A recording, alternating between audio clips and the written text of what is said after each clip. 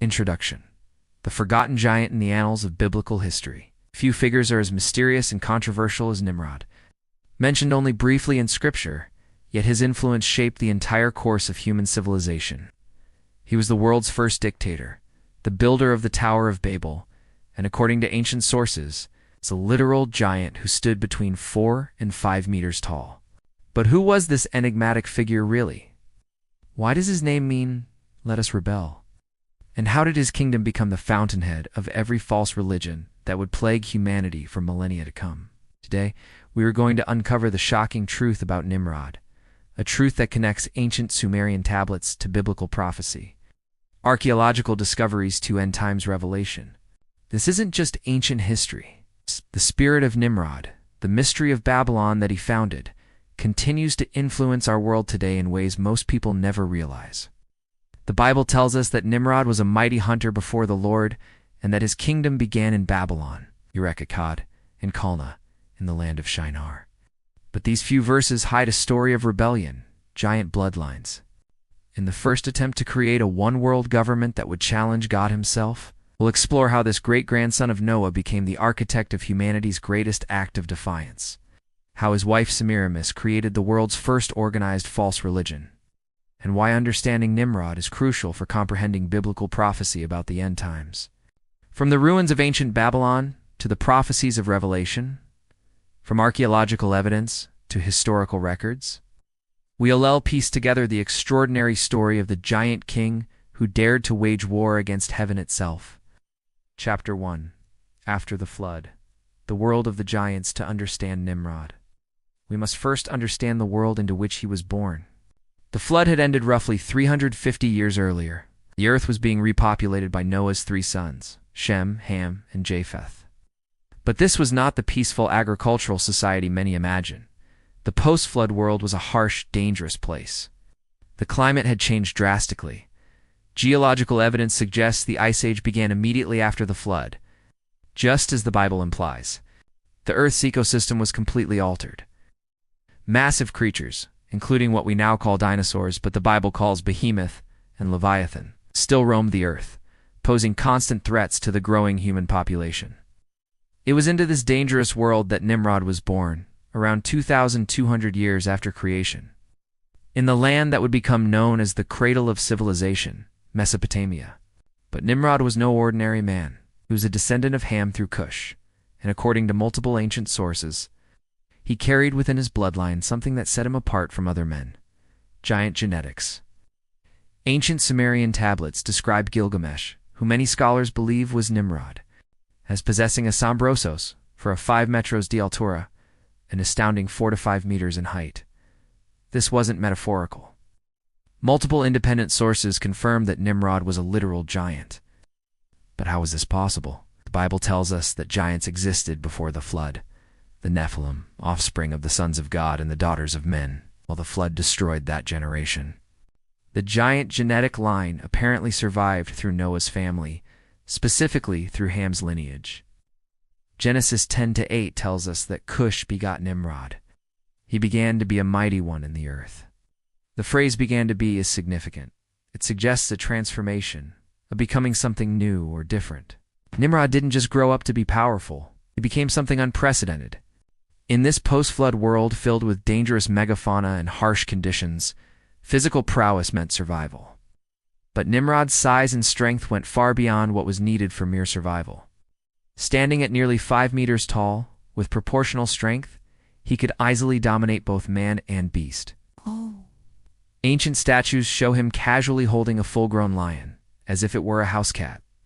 This physical dominance gave Nimrod something no one else in the post-flood world possessed: the ability to protect large groups of people from the dangerous creatures that threatened them. Where others struggled to survive, Nimrod thrived. Where others lived in fear of wild beasts, Nimrod hunted them for sport. He was a mighty hunter before the Lord. So it is said, like Nimrod, a mighty hunter before the Lord. But the Hebrew text suggests something more troubling. The phrase "before the Lord" can be translated as in opposition to the Lord. Nimrod wasn't just hunting animals. He was positioning himself as a rival to God's authority. This sets the stage for everything that would follow. Nimrod's physical capabilities, combined with his strategic mind and charismatic leadership, allowed him to do something no one had done since the flood: unite large groups of people under a single ruler. He was creating the world's first empire, and he had plans that would challenge heaven itself. Chapter 2: The Rise of the First Kingdom. Nimrod's kingdom began with 4 great cities: Babel, Erech, Accad, and Calneh, in the land of Shinar. But this wasn't just random city building. Archaeological evidence reveals a sophisticated understanding of urban planning, advanced construction techniques, and centralized government that was unprecedented in the post-flood world. Archaeological excavations have revealed that the bricks used in ancient Babylon were stronger and more durable than those used in ancient Egypt and Assyria. The Babylonians used a kiln of sorts. Their bricks were furnace-treated, thus stronger and more enduring. This technological superiority gave Nimrod's kingdom a massive advantage over neighboring settlements. But Nimrod's empire wasn't built merely on superior technology. It was built on fear, charisma, and most importantly, a revolutionary religious and political concept that would echo through history: the deification of the ruler. Ancient historian Josephus provides crucial details about Nimrod's character and motivations. Now, it was Nimrod who excited them to such an affront and contempt of God. He was the grandson of Ham, the son of Noah, a bold man and of great strength of hand. He persuaded them not to ascribe it to God, as if it were through his means they were happy, but to believe that it was their own courage which procured that happiness. This reveals Nimrod's true agenda. He wasn't content to be merely a king among men. He wanted to replace God himself as the object of human worship and dependence. Josephus continues, he also gradually changed the government into tyranny, seeing no other way of turning men from the fear of God, but to bring them into a constant dependence upon his own power. Nimrod understood something profound about human nature. People naturally look for security and meaning beyond themselves. Rather than allow them to find this in God, Nimrod positioned himself and his kingdom as the ultimate source of protection and prosperity. His physical stature played a crucial role in this deception. In a world where people still remembered the flood and feared divine judgment, here was a man who seemed to fear nothing. He could kill the great beasts that terrorized others.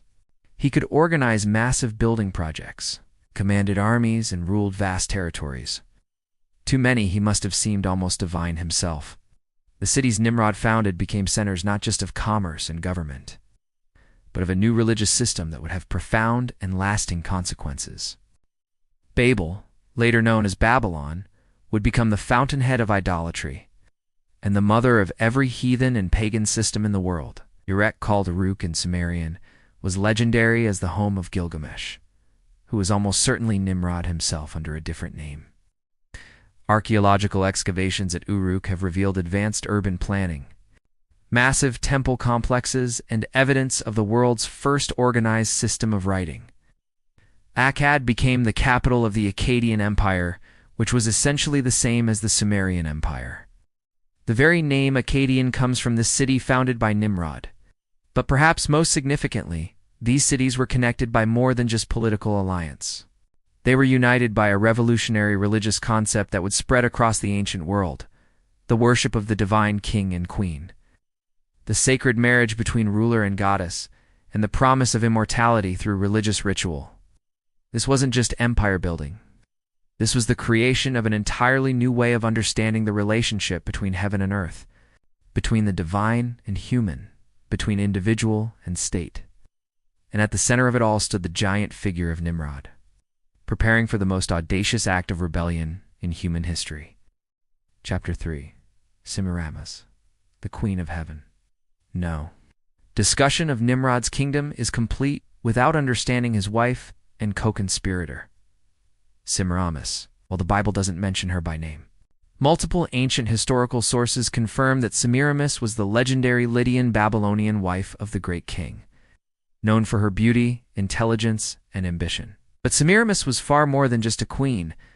She became the architect of the world's first organized false religion, the prototype for every goddess figure in human mythology, and the spiritual mother of the mystery religion that would influence countless civilizations for millennia to come. Historical evidence suggests that Semiramis ruled the Neo-Assyrian Empire as its regent for 5 years, and commanded an entire empire stretching from Asia Minor to what is today Western Iran. But her true power lay not in military conquest, but in religious innovation. According to ancient sources, the Sumerian name Semiramis was transliterated as Shinar, K in Hebrew, suggesting that the very name of the land where Babel was built derives from Semiramis herself. This linguistic connection implies that her influence was so profound that an entire region bore her name. After Nimrod's death, Semiramis faced a crisis of legitimacy. How could she maintain power in a world dominated by male authority? Her solution was brilliant and diabolical. She claimed to have given birth to a son through miraculous conception, specifically through a ray of the sun. This child, she proclaimed, was the reincarnation of Nimrod himself. This created the world's first trinity of false religion: the father Nimrod, the mother Semiramis as the queen of heaven, and the son Tammuz, the reincarnated god-king. This system became the fountainhead of idolatry and the mother of every heathen and pagan system in the world. Semiramis established mystery schools where initiates could learn the secret knowledge of the gods. She instituted elaborate rituals involving sexual rites, human sacrifice, and the promise of immortality through union with the divine. She created a priestly class that claimed exclusive access to divine truth and power. Most significantly, she began the practice of deifying rulers. Kings and queens throughout the ancient world would claim divine status, demanding worship from their subjects.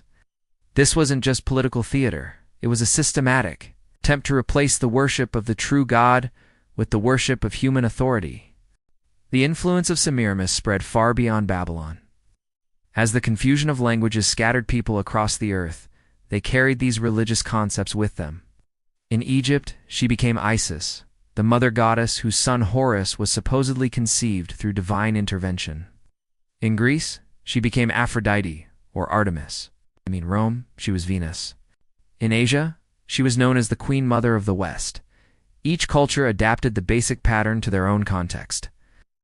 But the core elements remained: a divine mother figure, a miraculous birth, a promise of divinity for those who properly worship, and a priestly class that mediates between heaven and earth. Even more troubling, archaeological evidence suggests that the religious system pioneered by Semiramis included practices that would later be condemned throughout Scripture: child sacrifice, temple prostitution, divination, and the worship of celestial bodies. The very practices that would characterize pagan religion throughout the Old Testament had their origin in the kingdom of Nimrod and Semiramis. This helps explain why the Bible speaks so strongly against Babylon, and why Revelation refers to Mystery Babylon as the mother of harlots and abominations of the earth. The spiritual influence of Semiramis didn't end with her physical death. It became the template for false religion throughout human history. Chapter 4. The Tower of Babel. Humanity's first rebellion. The Tower of Babel represents far more than an ambitious construction project. It was humanity's first attempt to create a unified world government in direct opposition to God's command to spread across the earth and populate it. According to Josephus, Nimrod told his subjects he would be revenged on God if he should have a mind to drown the world again. For that, he would build a tower too high for the waters to be able to reach. Archaeological evidence from Tel Eridu, the likely location of biblical Babel, shows that under Nimrod, food was mass-produced in bread factories using bevel rim bowls to feed workers. The first trade routes were established, the first mud brick temples were built, and fine pottery was made. This wasn't just a tower, it was the infrastructure for a complete civilization designed to function independently of God. The biblical account in Genesis 11 tells us that the people said, "Come, let us build ourselves a city and a tower whose top is in the heavens. Let us make a name for ourselves, lest we be scattered abroad over the face of the whole earth." This reveals three key motivations that directly contradicted God's plan. First, they wanted to build a city. Centralized government instead of the decentralized family groups God intended. Second, they wanted a tower whose top is in the heavens, not literally reaching heaven, but symbolically representing human achievement that rivaled divine power. Third, they wanted to make a name for ourselves, establishing human glory instead of God's glory. The name Nimrod itself means we will rebel in Hebrew, making it a perfect synopsis for the Genesis 11 story. Whether this was his original name or a Hebrew adaptation to convey meaning, It perfectly captures the essence of what was happening at Babel. But what exactly was this tower? Archaeological evidence suggests it wasn't a simple ladder to heaven, but a ziggurat, a massive stepped pyramid with a temple at the top. These structures were designed for worship of the host of heaven. Essentially astronomical observation combined with astrological worship, the tower represented several revolutionary concepts that would influence civilization for millennia. Centralized religion, instead of family-based worship of the true God. The tower created institutional religion controlled by a priestly class. This was the birth of organized false religion. Astrological science. The tower was designed for observing celestial bodies, which became the foundation for astrology, zodiac systems, and the worship of sun, moon, stars that would characterize pagan religion, human deification. At the top of the tower was likely a shrine where Nimrod and Semiramis were worshipped as gods, establishing the pattern of ruler worship that would spread throughout the ancient world. Unified world government. The tower represented the technological and organizational capability to unite all humanity under a single authority, exactly what God had specifically commanded them not to do. The construction employed advanced techniques. It was built of burnt brick, cemented together with mortar, made of bitumen, that it might not be liable to admit water. This wasn't primitive construction, but sophisticated engineering, designed to create a permanent monument to human achievement. God's response was swift and decisive. He confused their languages, making unified communication impossible, and scattered them across the earth. But this wasn't just punishment. It was mercy. By breaking up this first attempt at world government, God prevented humanity from fully developing the technological and organizational capacity for global tyranny. However, the influence of Babel didn't end with its destruction. As people scattered across the earth, they carried their customs and religious practices to the four corners of the earth, which explains why all religions of the world have similarities with ancient Babylonian traditions. The Tower of Babel established patterns that would repeat throughout history. The concentration of power in human institutions, the merger of political and religious authority, the promise of human progress without God, and the ultimate goal of creating heaven on earth through human effort. Chapter 5. The Gilgamesh Connection. Myth or history.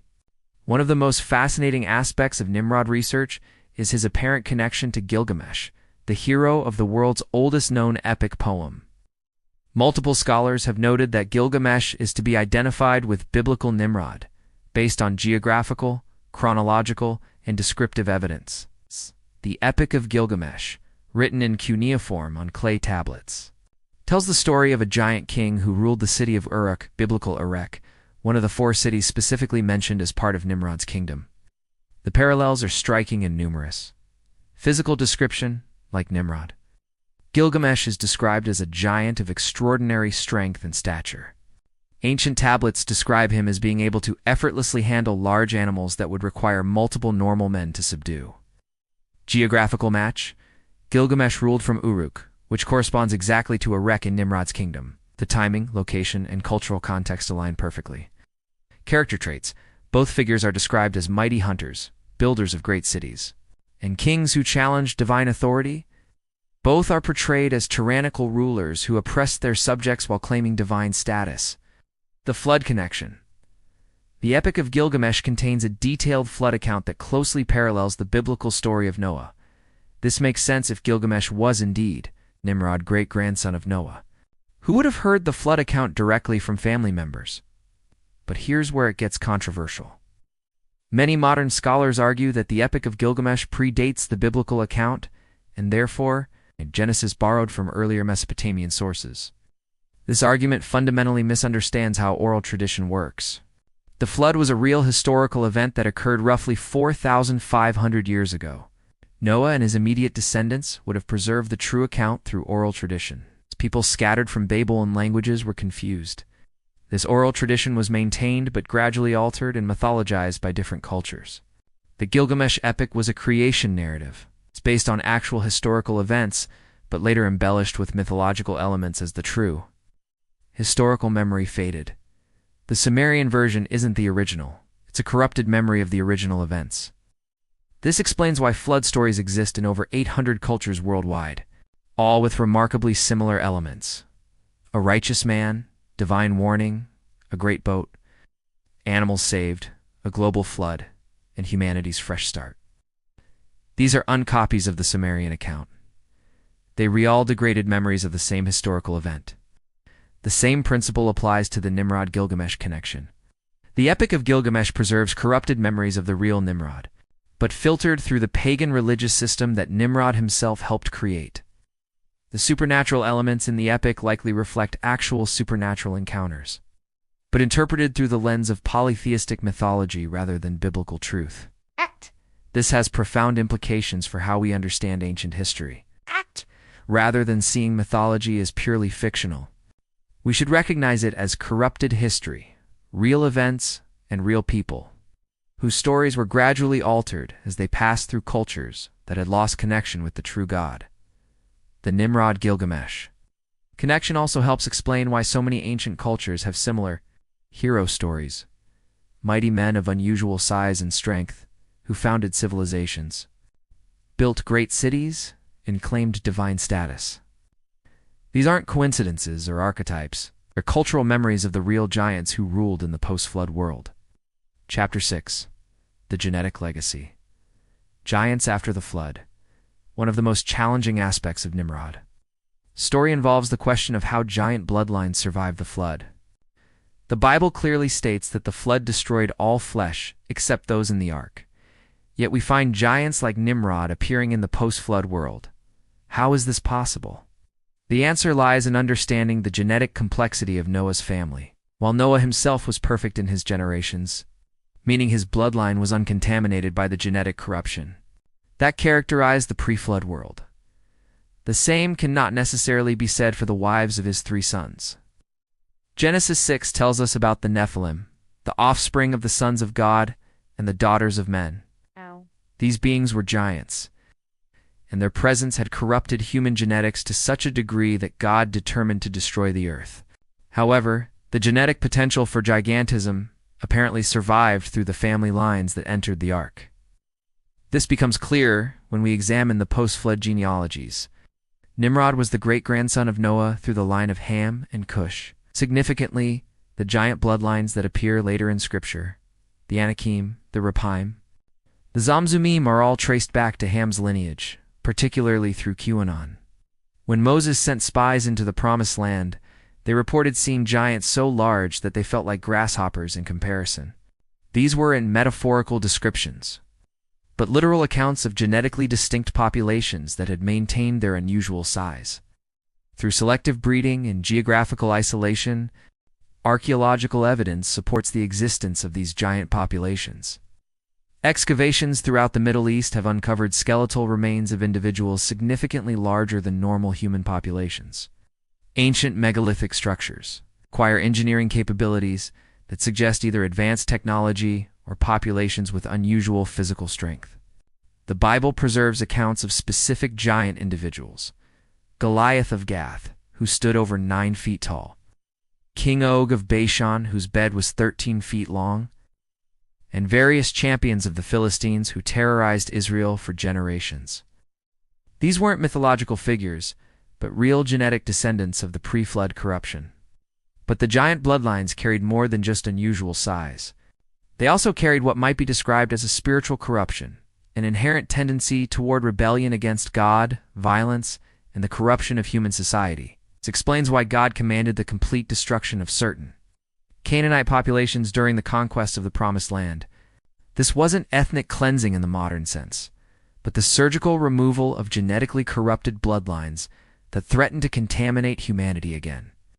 The Canaanites practiced child sacrifice, bestiality, temple prostitution, and other abominations that characterized the pre-flood world. Left unchecked, they would have spread these practices and potentially corrupted the human race beyond redemption. Nimrod represents the first major reappearance of this corruption after the flood. His unusual size, strength, and charismatic leadership made him capable of things no normal human could accomplish.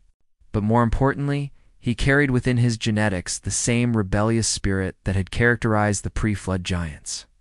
This explains why Nimrod's rebellion was so comprehensive and influential. It wasn't just political ambition, but genetic predisposition toward opposition to God's authority.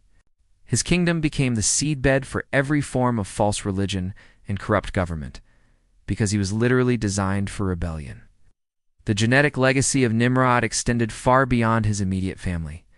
As his kingdom expanded and his religious system spread, the giant bloodlines intermarried with normal human populations, creating hybrid descendants who carried diluted but still influential genetic markers. This helps explain the persistent appearance of giant individuals and populations throughout the biblical period and beyond. It also explains why certain geographical regions and cultural groups maintained consistent patterns of violence, false religion, and opposition to God's people across multiple generations. Understanding this genetic component of biblical history isn't about promoting racial theories, but about recognizing the supernatural dimension of human history. The conflict between good and evil isn't just spiritual, but also physical, involving real genetic corruption that affects human behavior and capability. Chapter 7. The Spreading Corruption, from Babel to the World. The confusion of languages at Babel didn't end Nimrod's influence. It globalized it.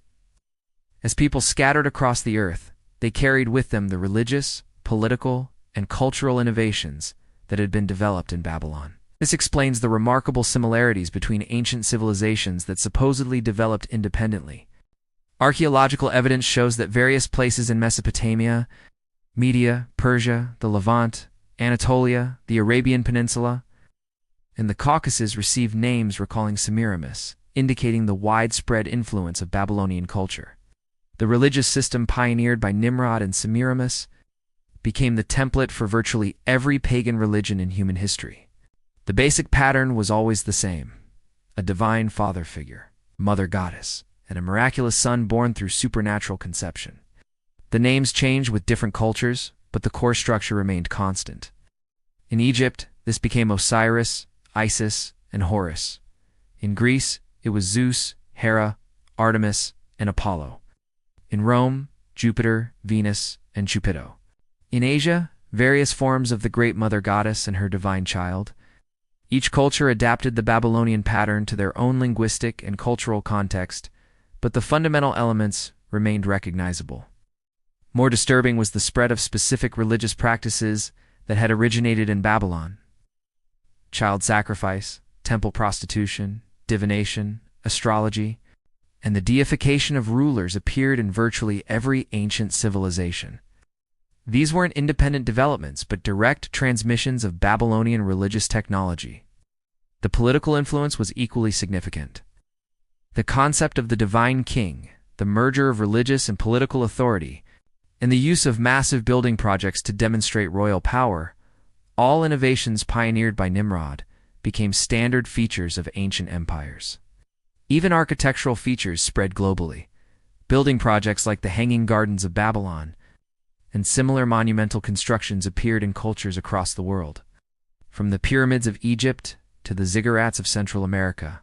This explains why archaeologists find such striking similarities between ancient civilizations that supposedly had no contact with each other.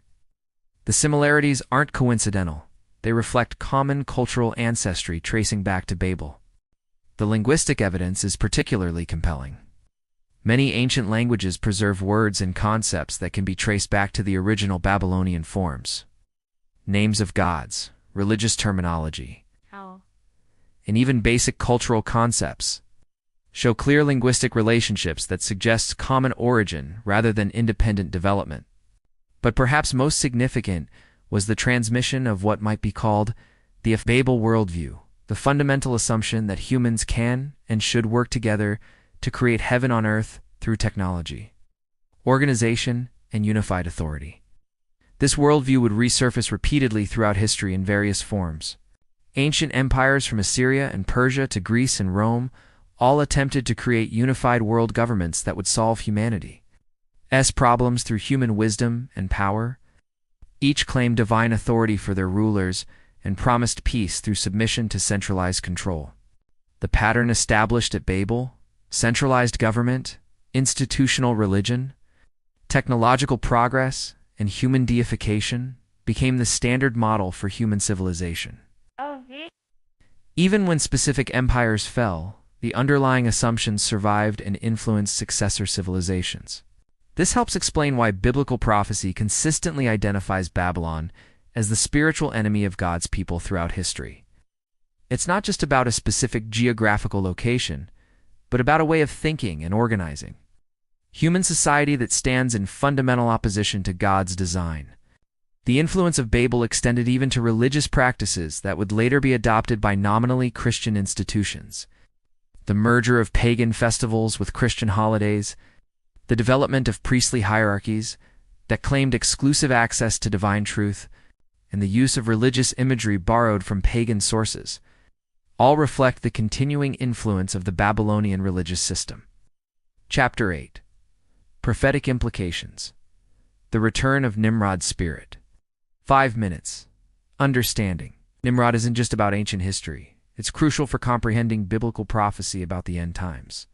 The Bible presents Nimrod as the first type of the Antichrist, the prototype for the final world leader who will oppose God in the last days. The prophet Isaiah speaks directly to this connection.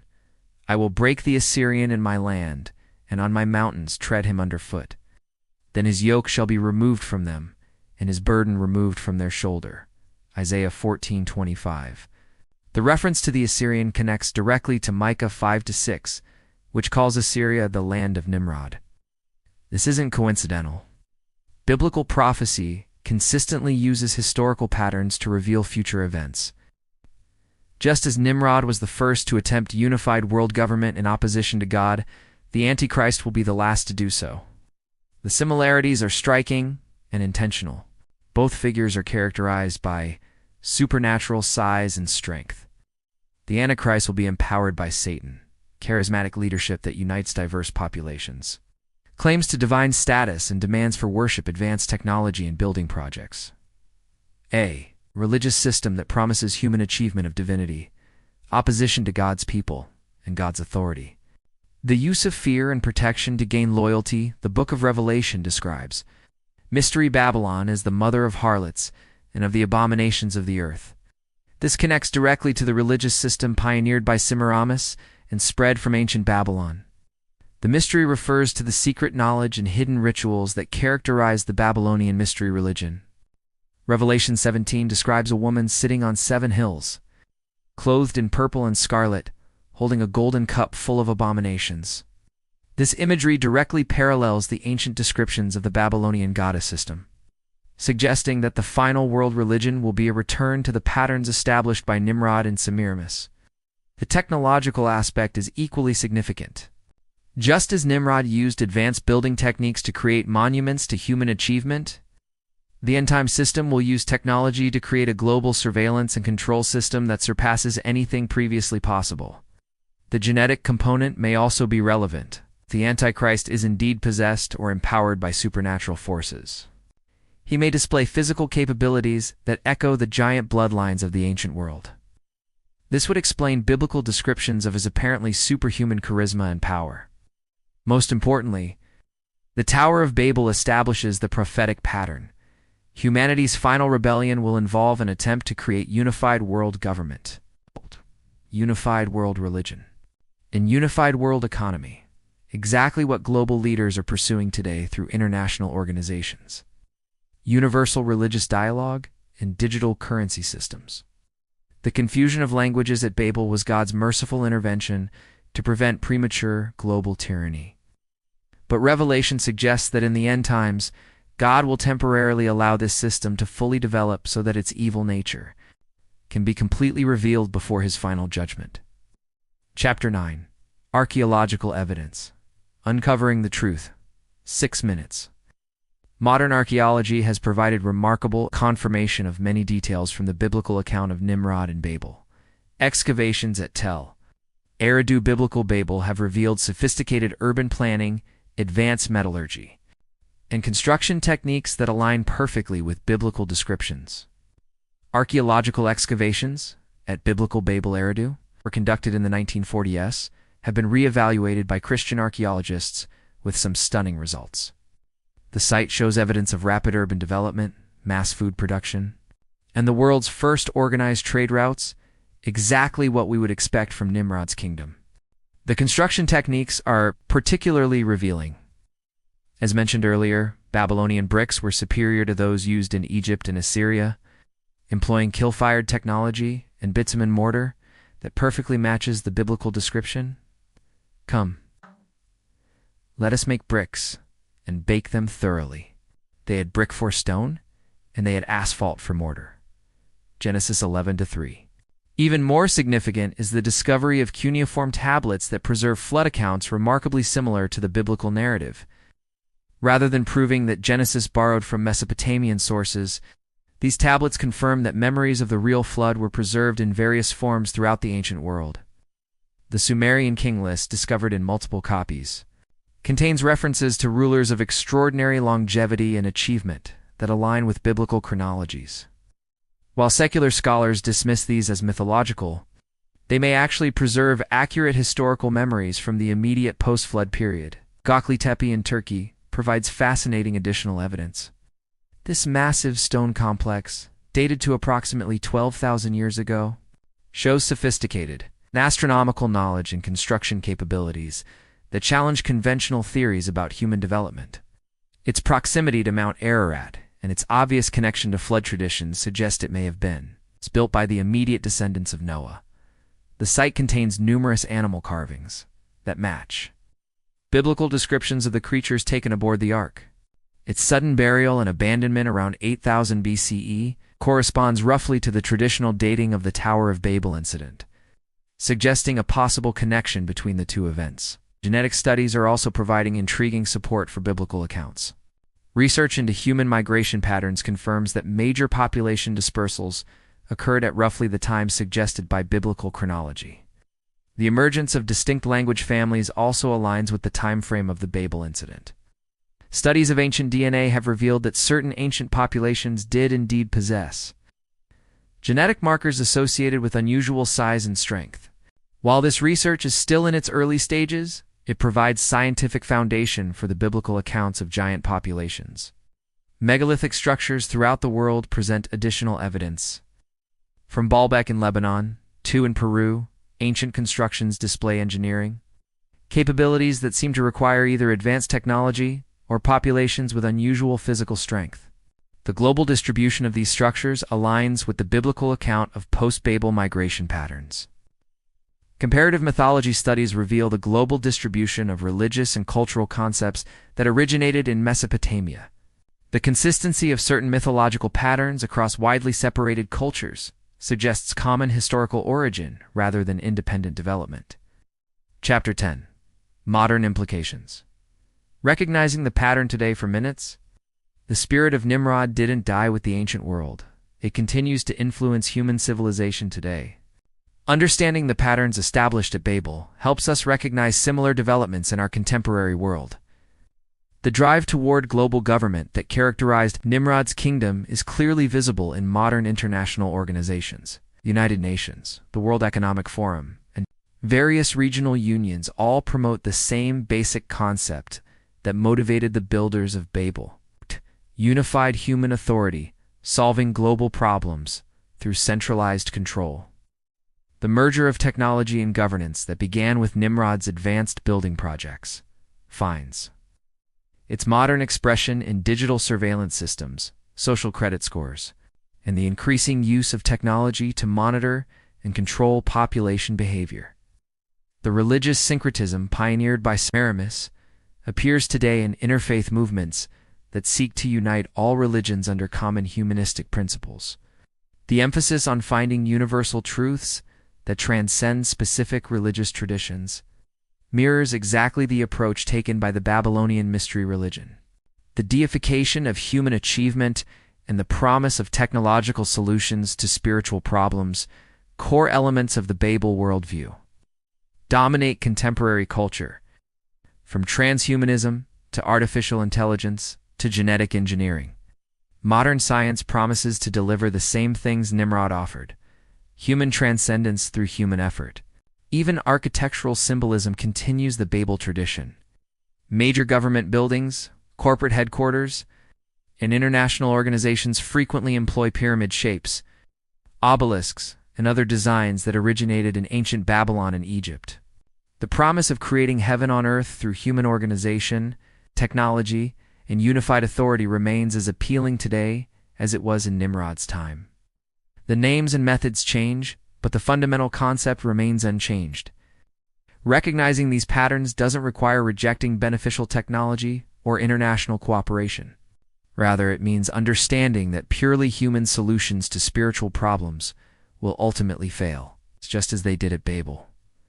The biblical alternative remains the same today as it was in Nimrod's time. Acknowledging God's authority, accepting his design for human government and society, and trusting his plan for redemption rather than human schemes for self-salvation.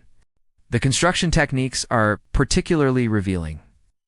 As mentioned earlier, Babylonian bricks were superior to those used in Egypt and Assyria, employing kiln-fired technology and bitumen mortar that perfectly matches the biblical description.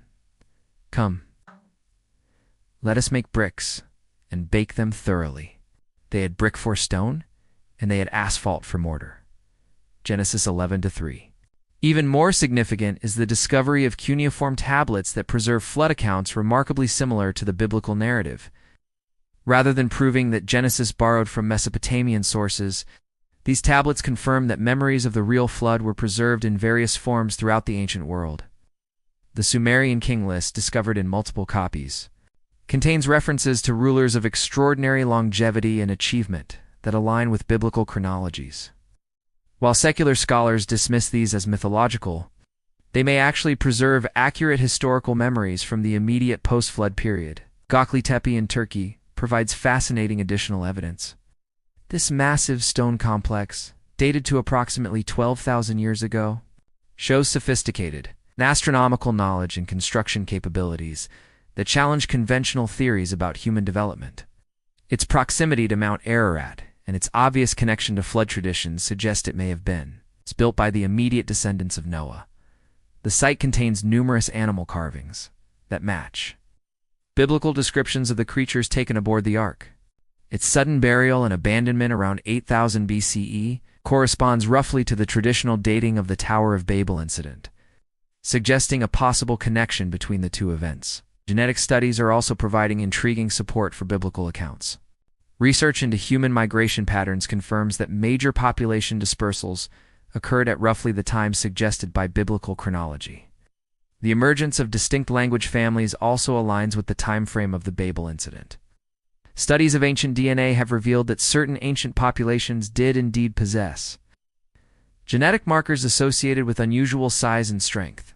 While this research is still in its early stages, it provides scientific foundation for the biblical accounts of giant populations. Megalithic structures throughout the world present additional evidence. From Baalbek in Lebanon to in Peru, ancient constructions display engineering capabilities that seem to require either advanced technology or populations with unusual physical strength. The global distribution of these structures aligns with the biblical account of post-Babel migration patterns. The story of Nimrod represents far more than ancient history. It reveals the eternal conflict between human pride and divine authority, between man's attempt to create heaven on earth and God's plan for genuine redemption. Nimrod was the first to demonstrate that physical strength, technological advancement, and charismatic leadership could unite large populations in opposition to God's design. His kingdom became the prototype for every subsequent attempt to solve humanity's problems through purely human means. The Tower of Babel stands as history's first great example of the futility of such attempts. Despite possessing advanced technology, unified language, concentrated population, and charismatic leadership, the project ended in confusion and scattering. Human unity apart from God invariably leads to fragmentation and conflict. Yet the appeal of the Babel approach continues to attract each generation. The promise that we can become like God, that we can create perfect society through our own wisdom and effort, that we can transcend our limitations through technology and organization. These promises echo through every age. Understanding Nimrod's story equips us to recognize these patterns in our own time and to choose a different path. The true solution to humanity's problems isn't found in bigger towers, stronger leaders, or more sophisticated technology, but but in submission to the God who created us, and redemption through his Son. The giant king who stood nearly 5 meters tall and commanded the First World Empire ultimately failed because his foundation was rebellion rather than righteousness. His kingdom scattered because it was built on human pride rather than divine truth. As we face similar challenges in our own generation, the lesson of Nimrod remains relevant. Lasting solutions to human problems must be built on the solid foundation of God's authority and truth, not on the shifting sands of human wisdom and strength. The mystery of Nimrod ultimately points us to the mystery of God's grace, that while we were rebels like Nimrod, God provided a way for redemption, transformation, and true unity under his eternal kingdom. As we close this exploration of one of history's most fascinating and troubling figures, remember that understanding the past helps us navigate the present and prepare for the future. The spirit of Nimrod continues, but so does the Spirit of God, working to draw humanity back to its true purpose and destiny. The tower may have fallen, but the choice it represents remains before every generation. Will we build our own towers to heaven, or will we accept God's ladder of salvation? Will we follow the path of the giant king who defied God, or the path of the God-man who gave his life for our redemption?